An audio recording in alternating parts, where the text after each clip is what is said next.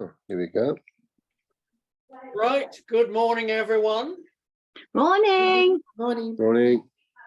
How nice to be back at normal again. Glad you're better, Martin. Thank you, my dear. I have really luxuriated in all the messages. Thank you. It was very well received and had a desired effect. I hope you found the notes good this week. It was a month I had to play with them, so you had more content than normal. So without further ado, I'm going to just change chairs and let Judy have the one with the cushion, because she's got very short legs.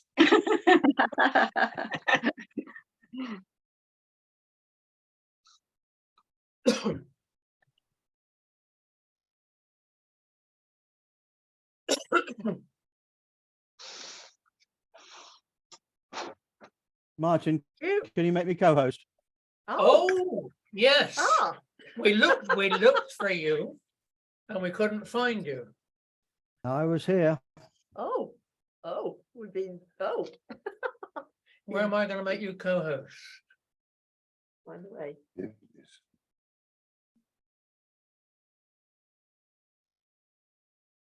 Yeah,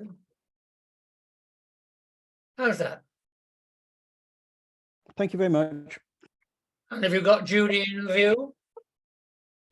Certainly have. Right. Scratching ahead nicely. And she's chosen bluebells especially. Wonderful. Yeah. You're off then, Judy. Good morning, everybody. Morning. I just want Morning, Judy. morning, everybody. Morning. Just wanted to begin by saying how lovely it is that pardon me, Martin's recovered so well from his Thank you very much. his procedure. I'll call it that, a procedure. But we were all very worried about him, weren't we? And it's lovely that he's back with us and things are sort of returning to normal. Absolutely. It's really lovely because I think we've all been very concerned about Martin. So Thank you, Judy. it's really good news that he's all right again. Well, sort of all right. It's just as rude as ever, as you've noticed. So it must be all right. I haven't got short legs, by the way. Right, the reign of Henry I, 1100 to 1135. A Yorkshireman Oh, by birth. we can't hold that against him. It's just interesting. Born in Selby. So by birth, a Yorkshireman, but actually a Norman. He's the third of the Norman kings. They spoke Norman French. They were still regarded as the conquerors. And our ancestors presumably were Saxon. And so there was still the sense that it was an oppressed and a defeated people that had been overpowered by the Norman French. And he had French titles, Lord of Domfront, Constance, and Bayeux. There's a controversy about how learned he was, because he had the nickname Beauclerc or Beauclerk, which meant intellectual, book learned, clever, meant all those things. A controversy about what did this actually mean? Was it a very flattering term used about somebody who really hadn't got that much learning at all, but was certainly more literate and more educated than his brother and his father, which wasn't saying very much, to be honest? Or was he really academic, which some people have argued, and some chroniclers at the time claimed that he really was quite intellectual, and that he could hold his own with very academic people and not feel uncomfortable. He felt at ease with men of learning. So it's interesting that people have argued about this. You might say, well, does it matter? But when somebody's got a nickname or a title, then you do question it. Is this valid? Especially as it's such a long time ago and the information we have is limited, then it does seem quite important to discover whether or not he was, whether people were just flattering him, or whether it was slightly sarcastic. Could have been ironic. Beauclerk, you know, the man who thinks he's clever just because he can read and write, and his brother and his father couldn't, you know, a pretentious kind of character. Or was it genuinely true that he was quite an intellectual? But we'll come back to that. We do know that he was very keen on money and status. As a third son, he seems to have had a bit of a problem regarding his position in the family. And this was exacerbated by the fact that when William the Conqueror died, his father died, he didn't leave Henry any land, which was a grievance. He did leave him a lot of money. £5,000 in silver was a sort of vast amount. And it's interesting that the first thing he did, when his father was dying, instead of attending the bedside, he rushed off to count the money and have it weighed, because in those days silver money was actually made of silver. So he had it weighed, because that's its value really, not its coin value, but its value in terms of the weight of the silver. So he had it assayed at the Winchester Royal Treasury, and that was seen as well, tactless, and not a very fitting thing to do, that he was thinking about the money in his inheritance rather than his dying father. So that didn't enhance his reputation one little bit. Another thing that didn't enhance his reputation was that he had a very edgy sort of relationship with his brothers, for reasons we just explained, because he felt that they were being favoured and he was being left out, and that made him permanently stroppy. And he didn't have settled loyalties. He kept changing sides when the brothers were quarrelling. He chose his moment and then decided which one would benefit him. He was it was a sort of self-centered sort of reaction. How is this going to benefit me? Which of the brothers shall I support in this argument or quarrel or falling out? And so neither of them actually trusted him. Neither of his brothers trusted him because he wasn't reliable. He seemed to be all out for himself. And then in 1091, Robert certainly gained an advantage, because in those days, if you went on crusade, and the crusading idea was in its infancy, First Crusade, the Pope himself had promoted the crusade and actually said that if people went on crusade,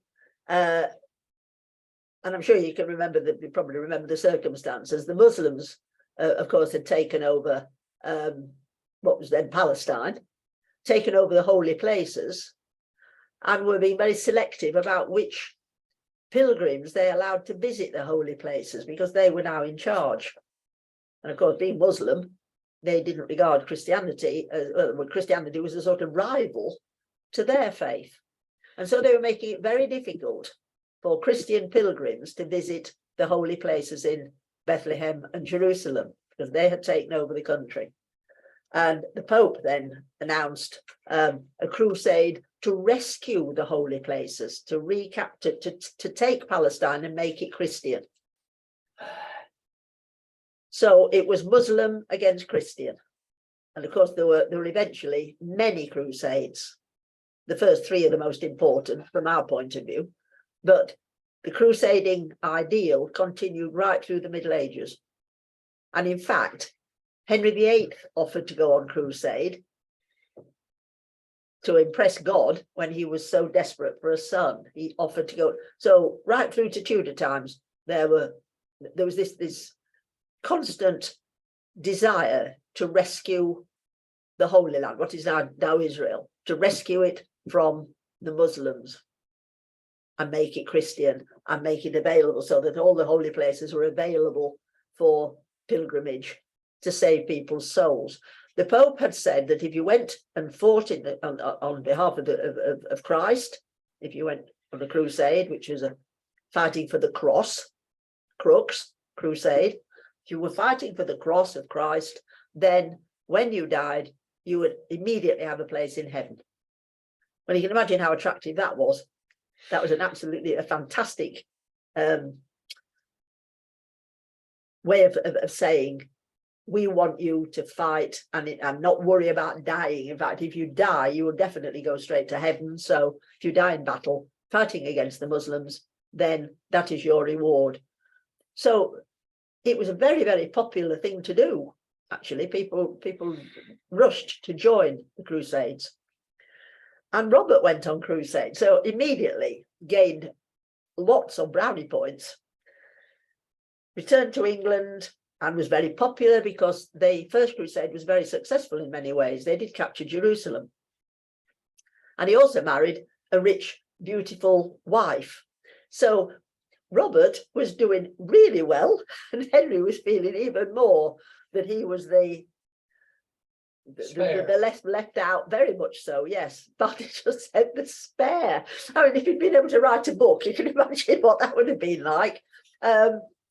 Even more whingy and whiny than Prince Harry's book, saying, oh, it's horrible being the spare and nobody takes any notice of me and I'm not regarded as very important. You can imagine. So Prince Henry felt he was losing ground and was resentful and feeling quite bitter about his lowly place in the family hierarchy.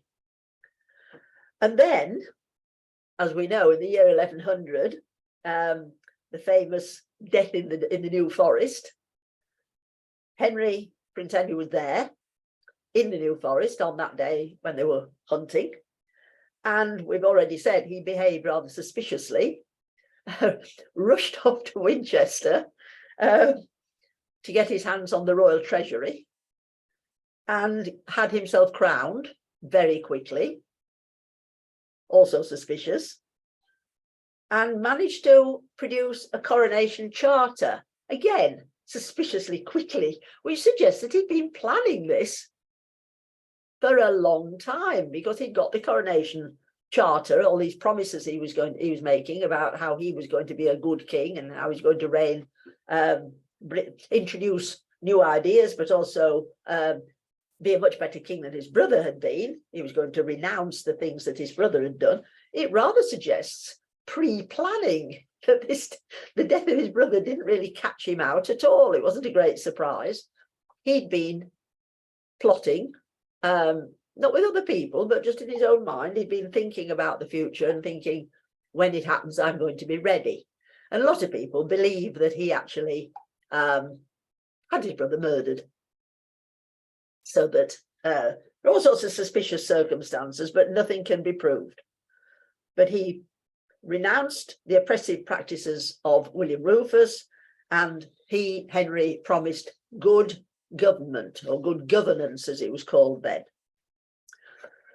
So Henry I becomes King of England in somewhat suspicious circumstances. The jury's still out. Nobody can prove anything at this distance in time.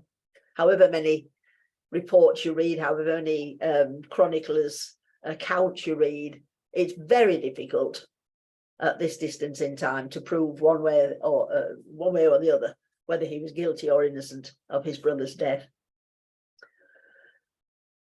Achievements. He was intelligent, and he was cunning in all sorts of ways. He bought the support of the barons. Now, the barons were the ones who had been given large tracts of land by the conqueror, because they'd fought with him at Hastings, and that was their reward. He'd promised them that he would give them land and a title if they fought with him to gain the crown of England. They'd kept their promise, he kept his promise. So the barons were the great landowners. But having given them land, they then became dangerous, because they had power, they had authority, and they could raise an army. Because of the feudal system, the barons could raise an army quite quickly. Because according to the feudal system, when the land was distributed, the underlings had a military obligation, right down to the peasants, who owed 40 days free service in the army, and they were the infantrymen. 40 days they had to give to their lord, that was the knight, the lord of the manor. The knights had to, and it's right up through the hierarchy as far as the king, owing military service. But the barons could raise an army just as well as the king could. So the barons were a constant concern throughout the Middle Ages, really. The overmighty subject. Because if they got together, if a group of barons got together, then their army would be greater than the army the king could summon up. So medieval kings were constantly thinking how to keep the barons on side, how to keep them calm, how to stop them from plotting against the monarch. So he gave them favors and he made concessions and he kept faith with the coronation charter. But one of the best things he did, and it's obviously been thinking about this for a long time, when I'm king, this is what I will do. He was a bachelor. Quite unusual in those days. People married very young because they died young. It wasn't just that they couldn't wait to get married. It was for practical and sensible reasons, because people were old at 40. People got married very young because they needed to, because life was so uncertain. And Henry hadn't married. He'd been biding his time. But when he did marry, it was a brilliant choice. He married a Saxon princess. What a clever thing to do, to conciliate his Saxon subjects, our ancestors, who still hated the Norman conquerors. It wasn't all that long before, 1066. So what a clever thing to do. Marry a Saxon princess with a wonderful background, a great-great-granddaughter of Ethelred II by St. Margaret of Scotland. This was a great achievement, to marry into the defeated nation, the Saxon nation, and conciliate the Saxons. And it worked brilliantly. It worked very well. It was a masterly move. And although we call it a successful marriage, it appeared to be a successful marriage. After all this time, it's a bit difficult to judge a marriage in those days, because women were compliant. Marriages were arranged. People didn't fall in love or anything in those days. Marriages were arranged. But it appears to have been a good marriage, despite the fact that he was serially and consistently unfaithful. She seems to have accepted that, but then she would have done in those days. That doesn't really mean very much. Women didn't complain about their husband's shenanigans in those days, because that wasn't the culture of the time. Another clever thing he did, and we don't know how sincere he was, or whether this was just expediency. He wooed the church hierarchy by recalling Archbishop Anselm. That went down very well with all his subjects, Saxon and Norman. And he pacified the papacy. The papacy in those days, this was a kind of ongoing problem in early medieval history, that the popes were very much into politics, into international politics, and so sometimes people quarreled with the pope, or the pope would quarrel with a particular monarch, and that country would sort of be in disgrace for a while. Well, he mended fences, and his brother William Rufus had been, well, as you know, at odds with the church on many occasions. And Henry had determined, before he became king, he'd obviously been thinking about this, he got to get right with the church and right with the Pope, and he managed to do both. He then made an agreement with his brother, Robert, because strictly speaking, Robert should have been the next King of England. And so the agreement was Henry to be King of England, Robert to have £2,000 per annum, a kind of, not a sweetener, a consolation prize for not being King of England. But the Robert problem continued. It wasn't just brothers who'd never really got on. It was the difficulty about the succession, that Robert, really strictly speaking, should have been King of England and Duke of Normandy, as his father had been. And eventually it was sorted out by a battle, Tanchambray. Robert was captured and imprisoned for 28 years, which does seem savage. So this shows us another aspect of Henry's personality. Cunning, very concerned about money and status, and cruel. Despite the fact that he was very religious, like his father, there was this sort of duality. It was like a split personality. Christian, yes, incredibly cruel and sort of savage punishment. I mean, he didn't torture his brother, but just kept him in prison for 28 years. What an awful thing to do. And particularly associated with Cardiff Castle. And if you go to Cardiff Castle, there's a stained glass window showing Robert trying to escape. He tried to escape over and over again and failed every time and was back in prison. What a waste, apart from anything else. What a waste of somebody's resources and somebody's skills to just keep them locked up for 28 years. I mean, that's over the top regarding punishment. And Robert is buried in Gloucester Cathedral, right in the centre, by the high altar, right in the centre of the chancel.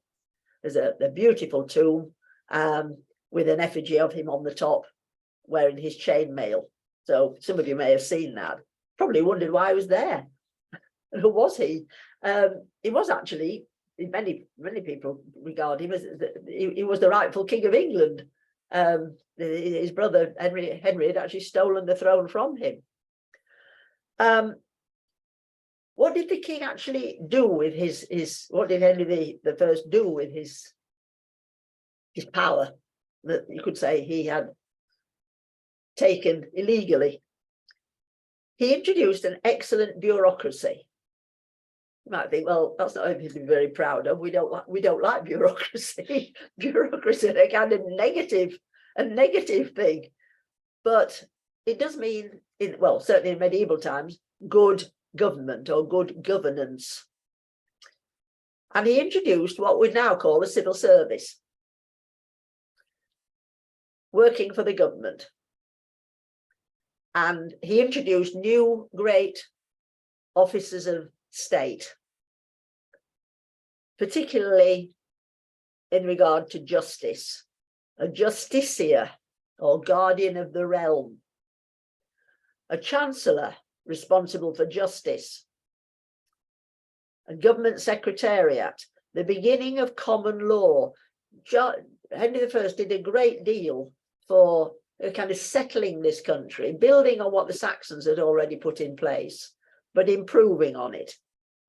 And certainly introducing what we still have today, high courts, different types of court for different types of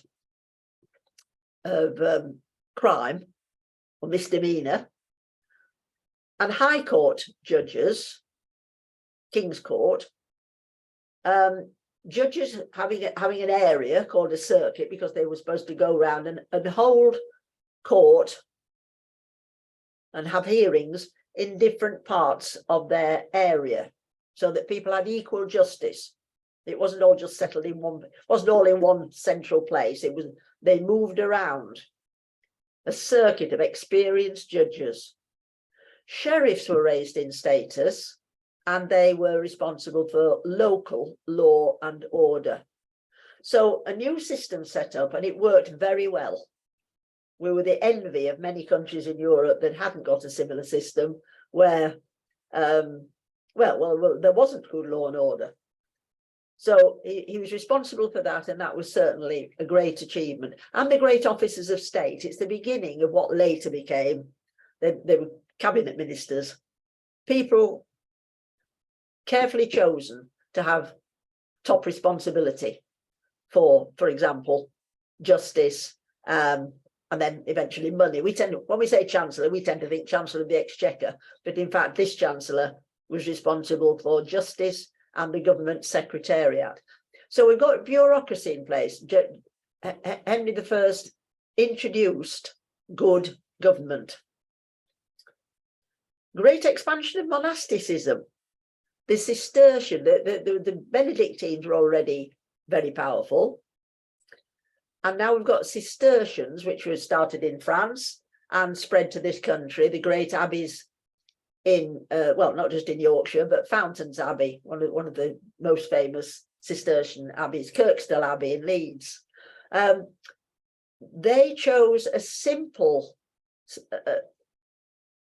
it's a sort of study in itself, is monasticism. The Benedictines were intellectual. They did a lot of copying of manuscripts. We owe the Benedictines a great deal because they had libraries where the monks just sat and copied and beautifully illustrated the manuscripts. Illuminated manuscripts was their speciality.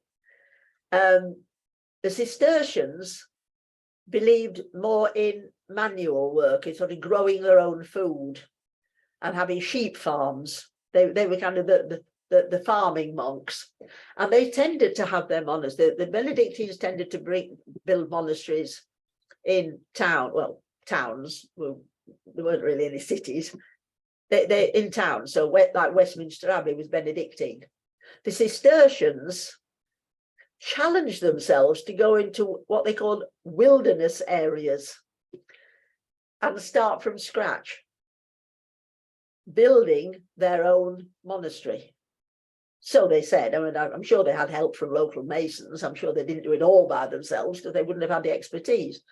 But they chose incredibly remote areas because they thought that was more of making more of a sacrifice, and it was more in keeping with a monastic life. They weren't going to be distracted by the life of the town or tempted by any of the things that a town could offer.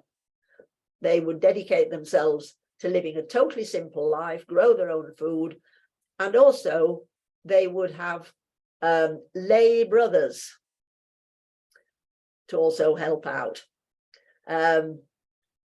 So enormous monasteries were built in remote areas. Those Cistercians were very, very popular, and this happened during Henry's reign.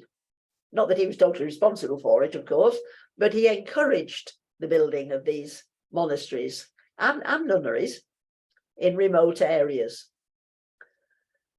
And then we'll come back to the White Ship disaster and the fact that he died of a surfeit of lampreys. We'll do that in a moment.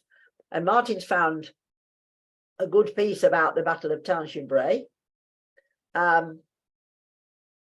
in which Robert Curthose, that's the other thing. Robert had a nickname, which could have been. Nicknames can be very attractive. They can be fun.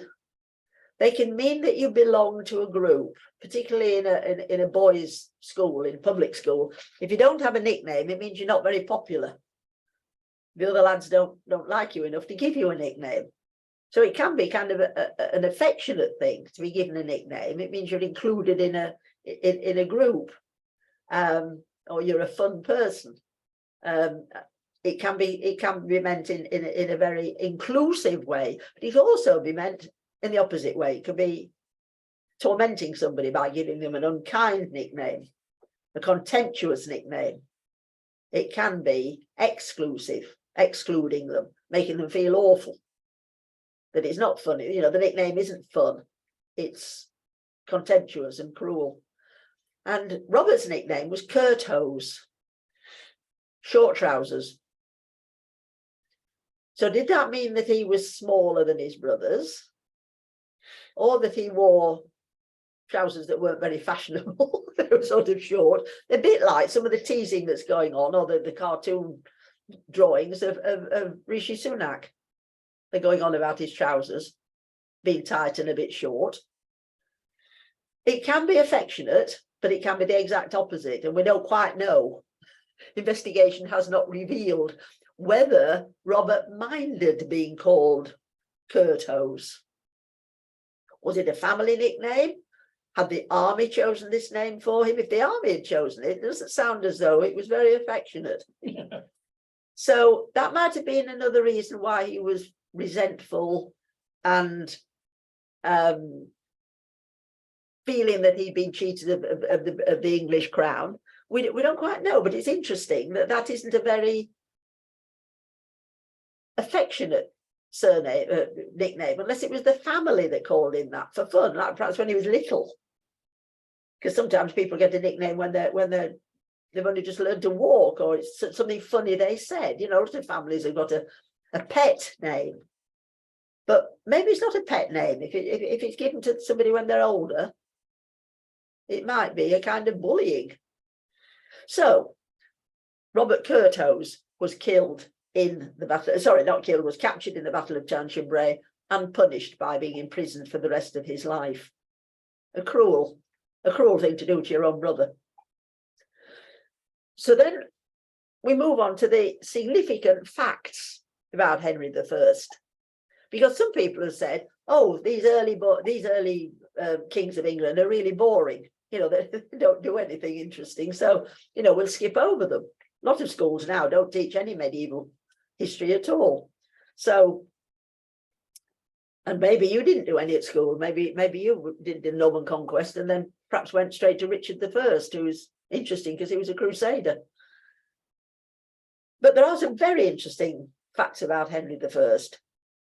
First of all, he made, and this is important, he did make a committed attempt to learn English.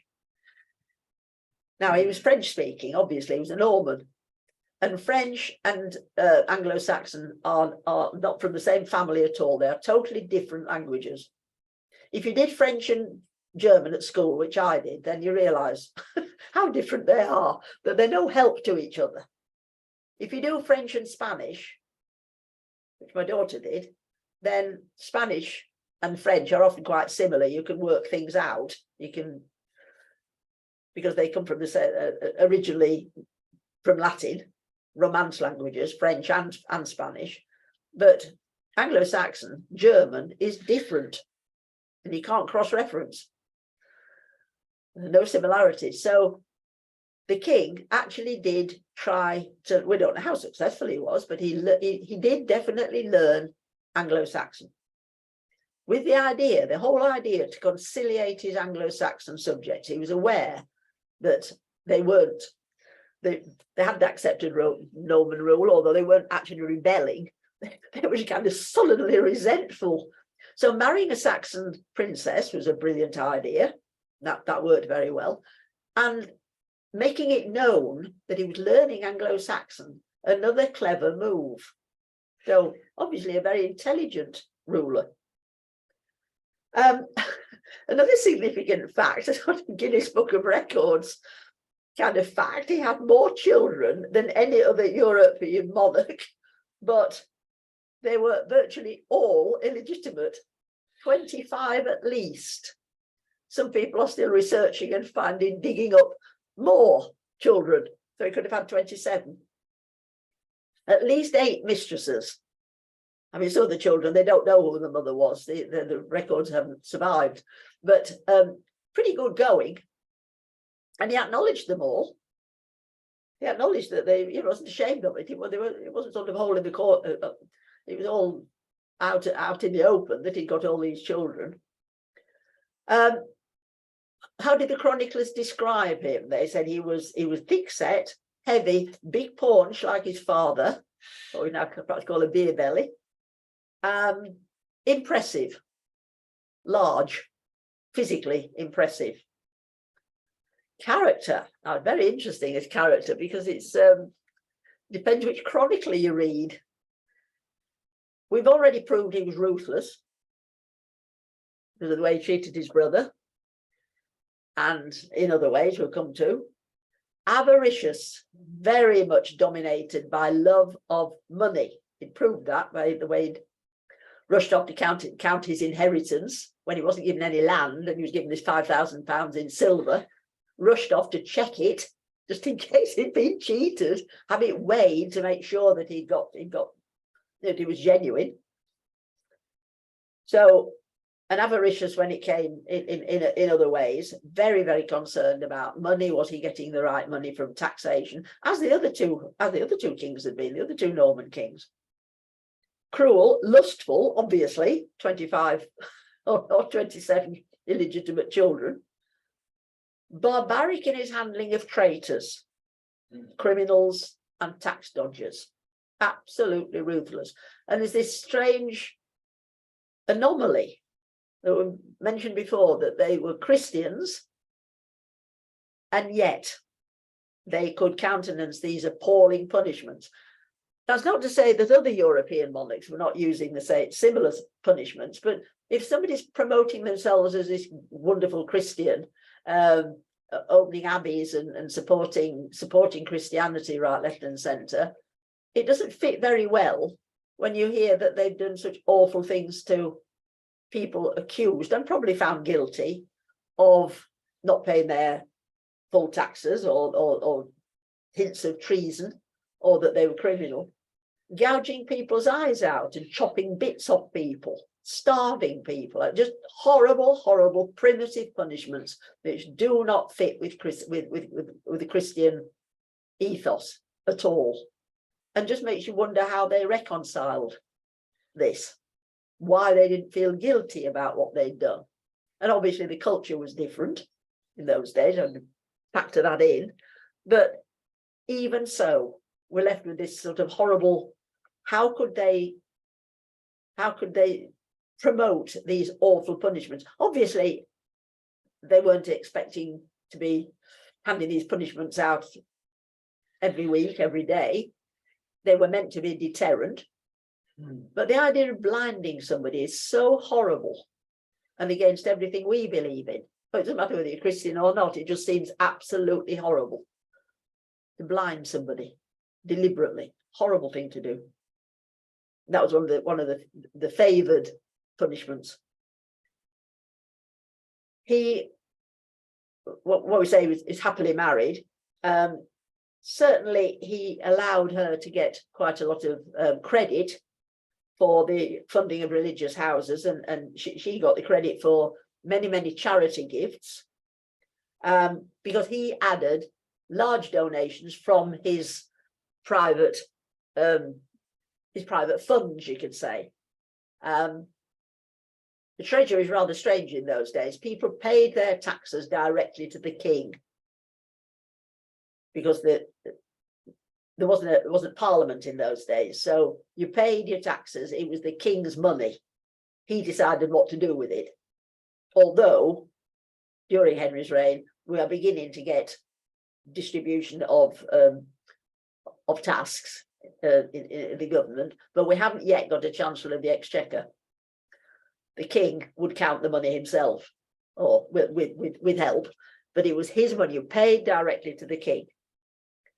So it was up to him how much he decided to give to the church, or to found new church buildings, which he was very good at doing. But he often gave his wife the credit, which is very, very generous, and suggests that it was a happy marriage, as long as she didn't moan too much about the extramarital relations that were going on constantly throughout their marriage, and all these children appearing.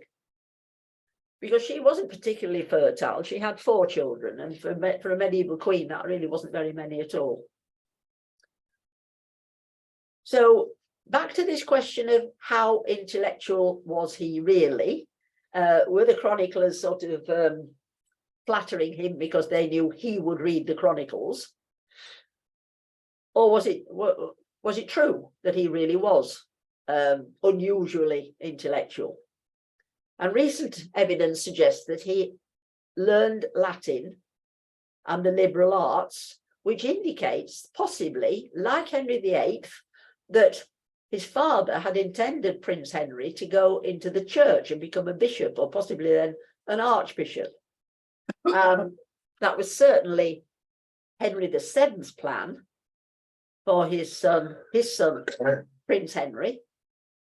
We do know that it wasn't expected, well, obviously, Prince Henry wasn't expected to be king. He got an older brother called Prince Arthur, who was going to be a king. So Henry VIII, Prince Henry, was being intended for the church. He was having a very thorough education in church history, etc. So we can prove that. We have got the evidence for that. The idea of Henry I being intended for the church is speculation. There's no actual proof. But he did once say an illiterate king was a crowned ass, which is very significant.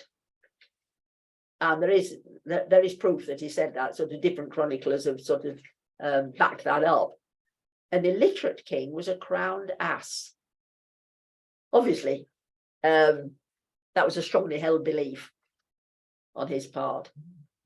So we do think that he was intellectual. The jury has now decided, because new evidence has appeared. There's constant research going on in universities.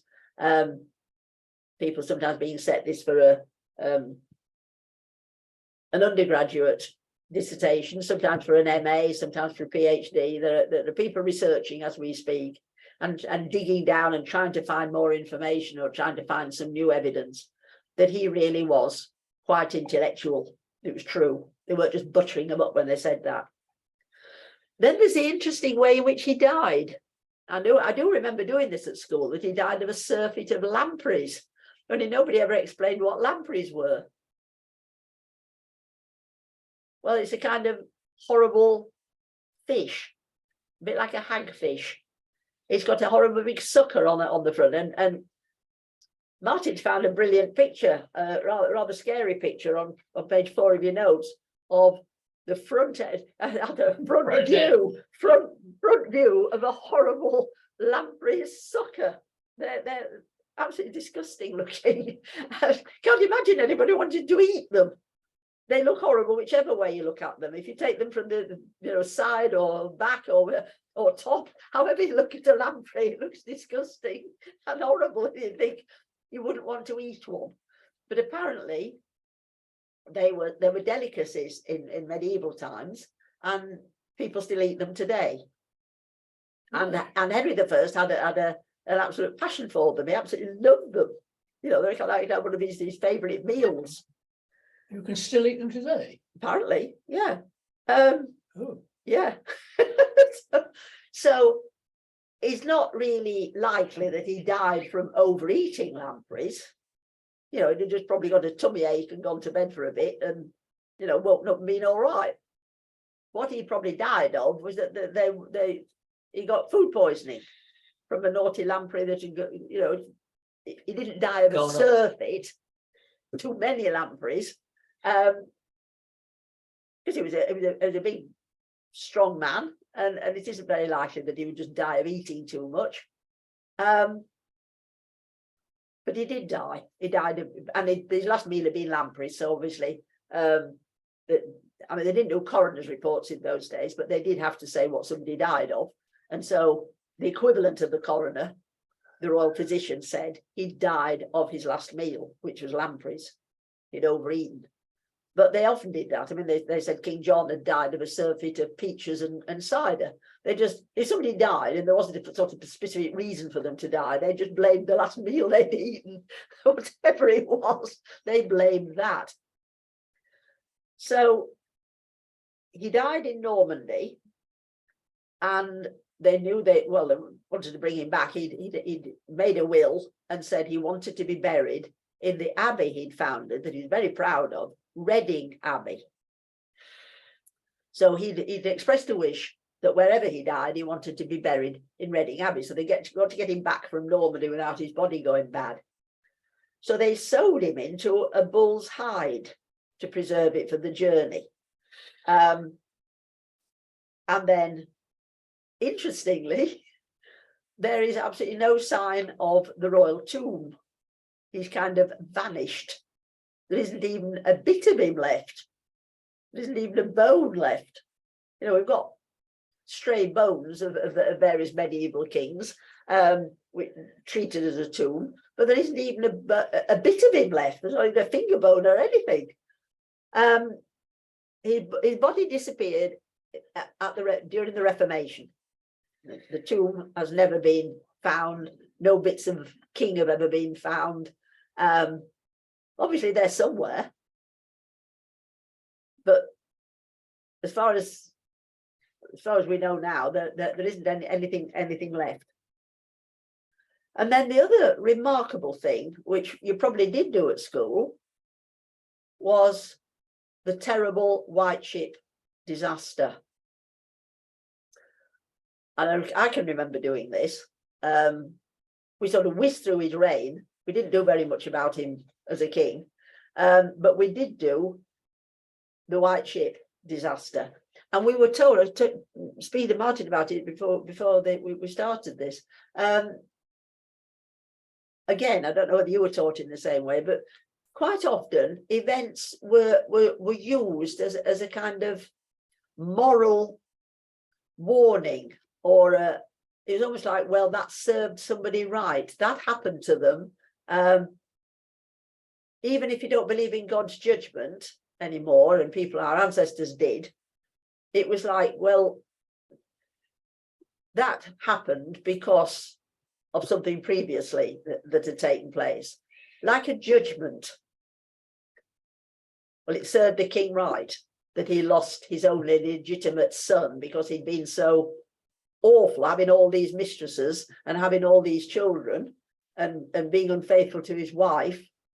God had acted in the event of the White Ship disaster, when his only legitimate son drowned.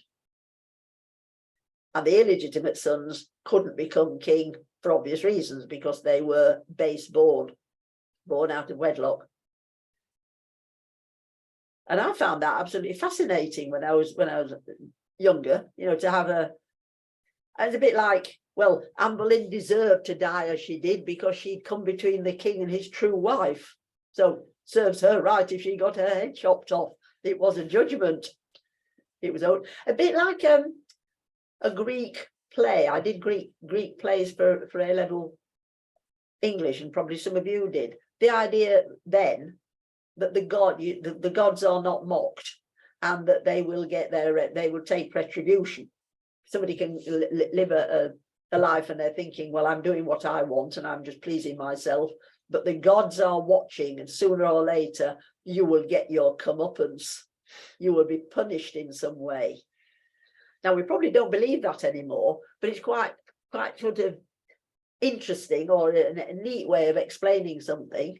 That you say, well, it was almost like they got what they deserved. So the story of the White Ship, and Martin's found an excellent description of the White Ship disaster, was that the king's legitimate son and some of his illegitimate children were in this ship, which was, and Martin found a picture which it looks a little bit like, it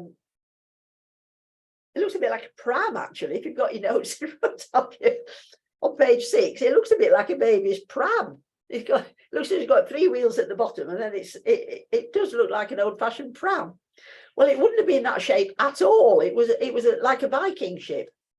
They haven't really, in a short time, they haven't really developed a different shape of ship. Merchant ships were a bit wider to carry cargo, but ships were still like the Viking dragon ships. They were long, slender, narrow, like very extended canoes. So not this ship at all. And they had sails, but they also they were rowing. They could be rowed. If there was no wind, then they had to be. So the White Ship disaster was teenagers really getting out of control. Lots of drinking, lots of showing off. Teenagers egging each other on to drink more and more. The prince, the heir to the throne, joining in all the merriment, not wanting to do a spoil sport, in fact, egging on. There were 2 ships involved, and they decided to have a race. Lots of young people on board having a party. You could say it was like today, teenagers going out clubbing, and then something awful happening afterwards because they've all had so much to drink that their judgment has gone. And one ship being refurbished and being slick and Yeah, absolutely. So it's like, it was a bit like the Oxford Cambridge boat race, which started off as a kind of competition. Our oarsmen are better than your oarsmen. All right, prove it. All right, then let's have a competition. I mean, that is how the Oxford Cambridge boat race started.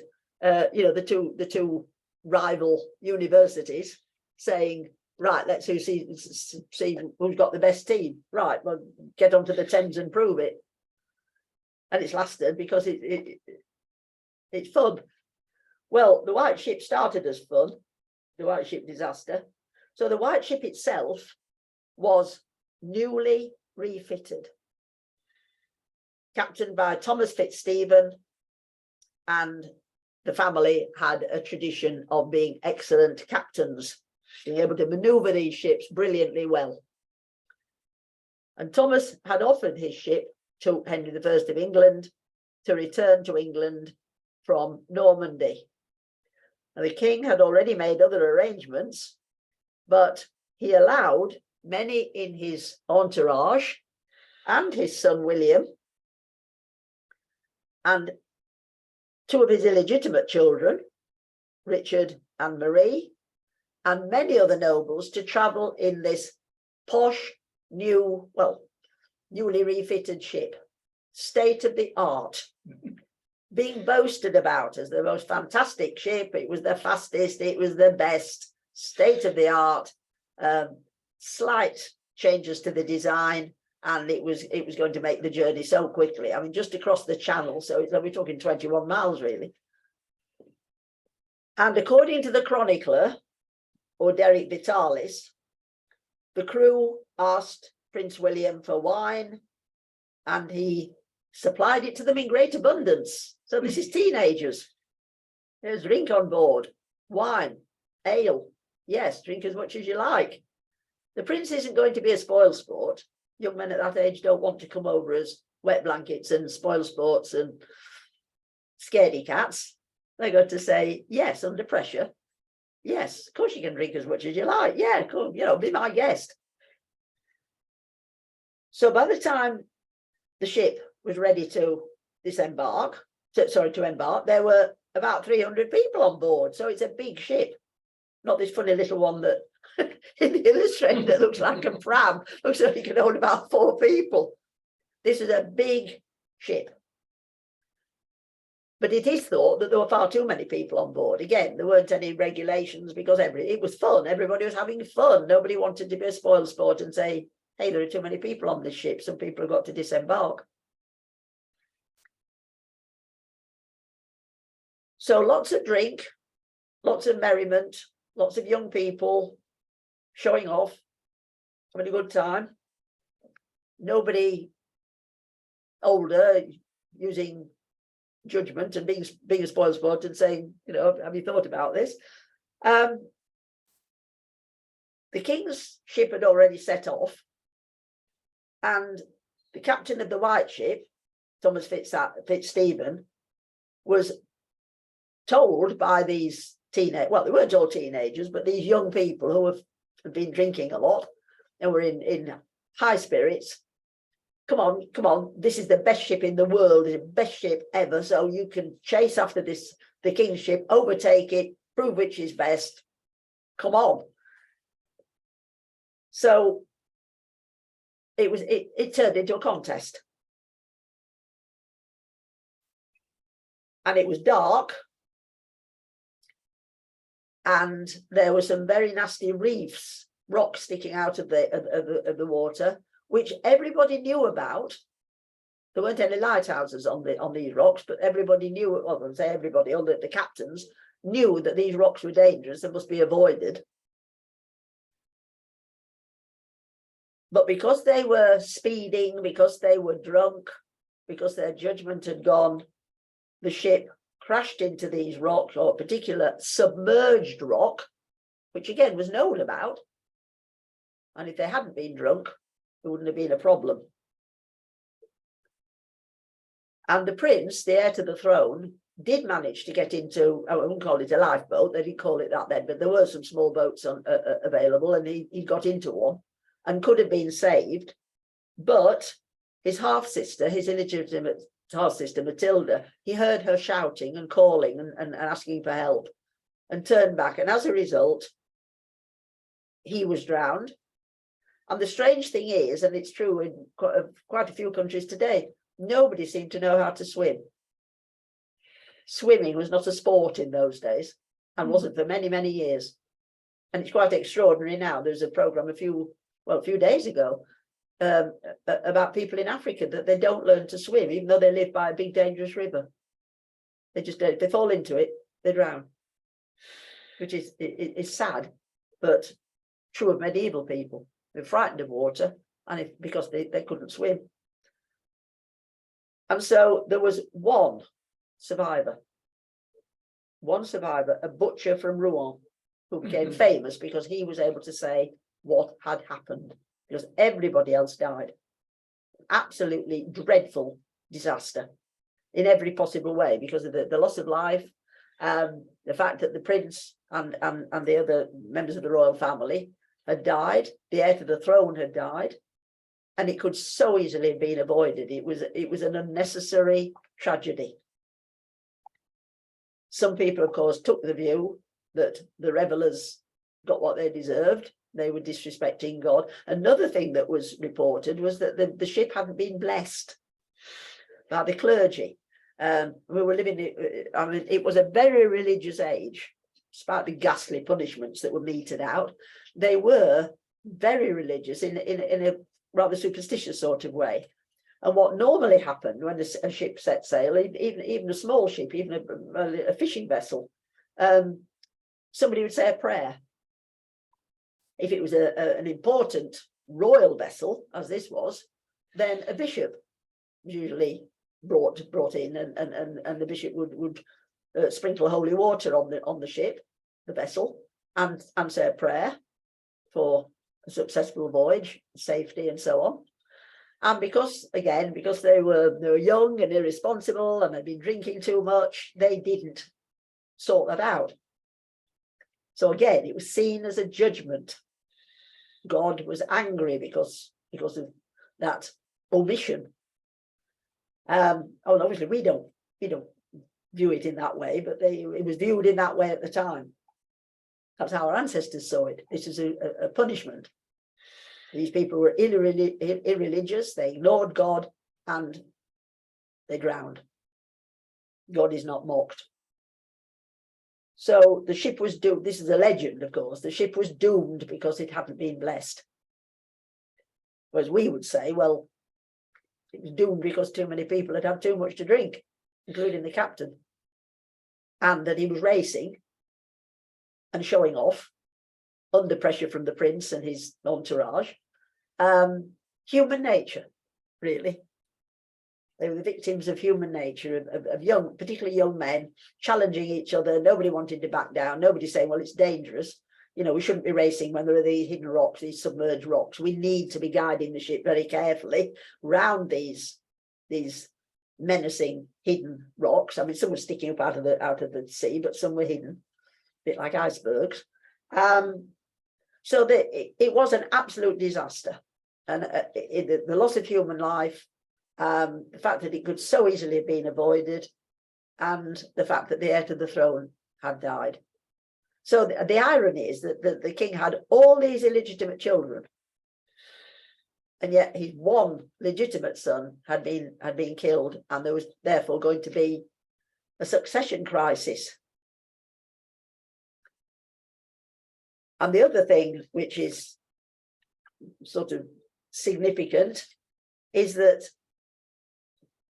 you probably all do remember this, it was alleged by the chroniclers that the king never smiled again. The king never smiled again. And that's been debated and sort of, well, you know, surely he must have Cracked his he must have face. got over it. He must have got over the loss. There's a sort of rather horrible attitude that we've got now, that we tend to think that people in the past didn't feel things as much as we do, that life was cheap and that people died young and a lot of babies died, and therefore people weren't as upset as we are. When we're bereaved, we're more upset and say, oh, somebody's died before their time was up, somebody's died young, what an absolute tragedy, how absolutely dreadful. This awful idea that in the past our ancestors weren't as upset because it was happening all the time anyway, because life was so uncertain. And there is absolutely no proof of that at all. It's actually the opposite. Remember, we had those photographs of Victorian families Yes, with deceased children propped up in the photograph. absolutely. Well, I was just going to say, Martin said, certainly the Victorians, they got hold of this story because history hasn't always been a school subject or a university subject, come to that. It was only in the 19th century that it became an accepted subject, which is a bit weird, really. We tend to think it's always been a school subject when it hasn't. Certainly in boys' public schools, the emphasis was on classics. They did classical history. They knew about the history of Rome and they knew about the history of Greece and Sparta, etc. But they didn't know. It was in the 18th century, it was when history sort of quite a long time after the Renaissance and the Reformation. And it was particularly the realm of vicars. One of the reasons vicars didn't have very much to do was that the Anglican Church was going through a time of, well, not a bit in the doldrums, we could say, in the 18th century. And vicars had quite time on their hands. I mean, they certainly haven't anymore, but they did have. And they would just investigate their local history. They had access to information and records, and they had time on their hands, which they perhaps shouldn't have had, but they did have. And they wrote, they sort of expanded their books into more than just their village. Perhaps they knew the local town, etc.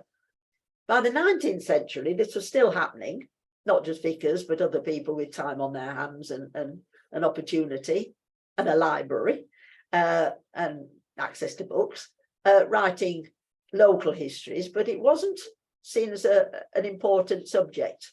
I can't remember the exact dates, but it wasn't a university subject until the 19th century. And then it really took off.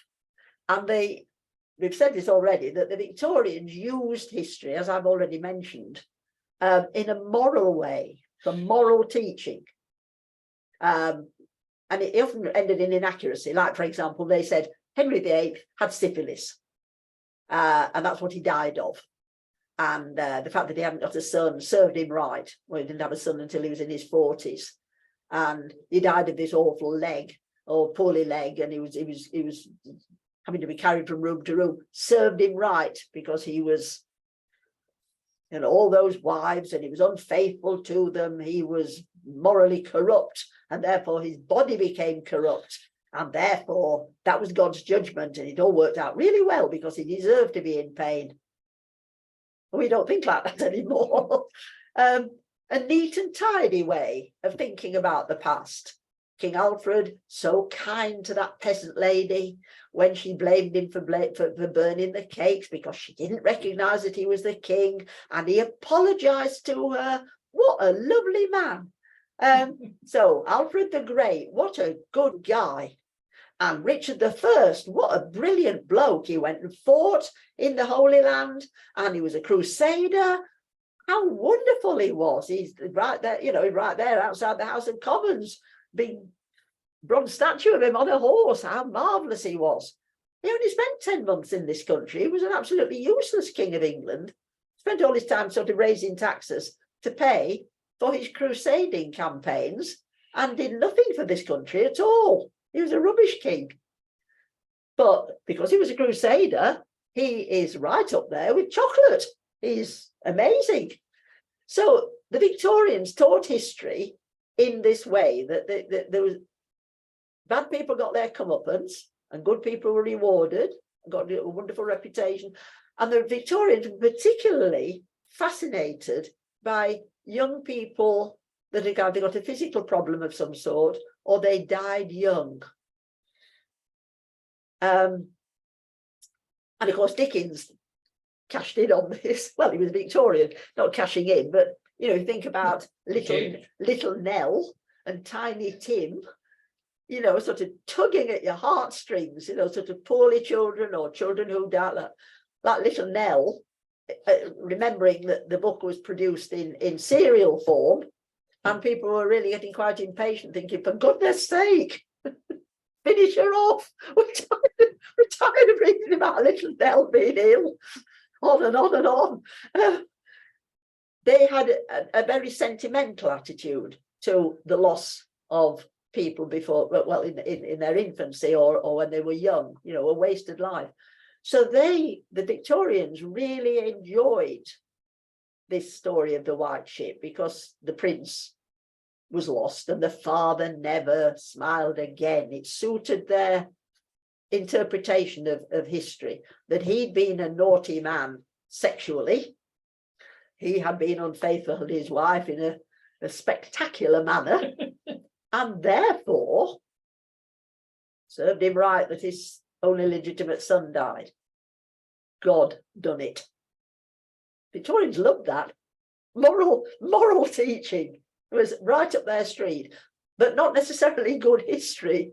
And the fact that this chronicler had said the king never smiled, the Victorians sort of pounced on that, that the king was so upset that he took no pleasure in anything ever again, suited them very well, because again they were saying, well, served him right, and for the savage punishments that he'd inflicted on his enemies, God had taken his son. It was all part of a plan. And of course there were lots of paintings of the White Ship disaster, and that's what Martin has found, the wrecking of the White Ship, a painting in 1868. They loved it.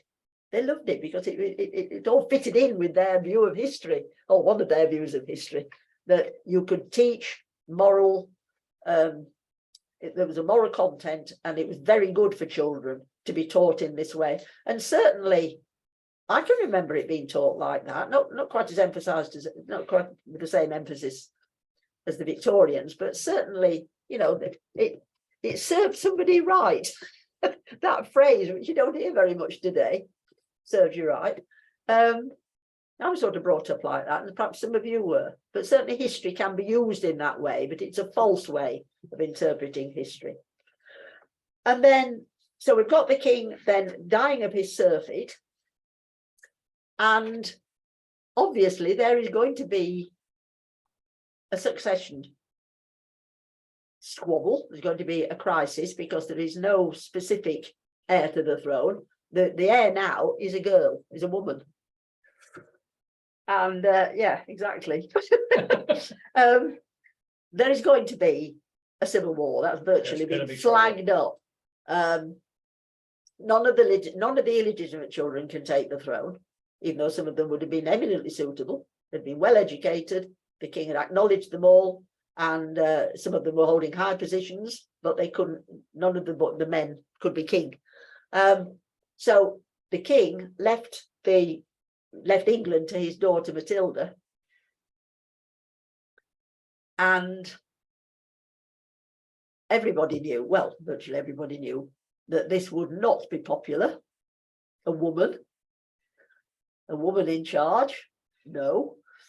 That there are other claimants, and that there would probably, or almost inevitably, be a civil war. And in fact, that is exactly what happened. Somebody called Stephen and Matilda both had armies, and they fought against one another, and they were called the Years of Anarchy. And the years described by a chronicler as the time when Christ and his angels slept, when awful things happened in this country, awful things, because there was nobody in overall control. There were two warring factions, and our ancestors would have inevitably been involved because the warfare ranged throughout the country. So that's what we're going to do next, the awful period of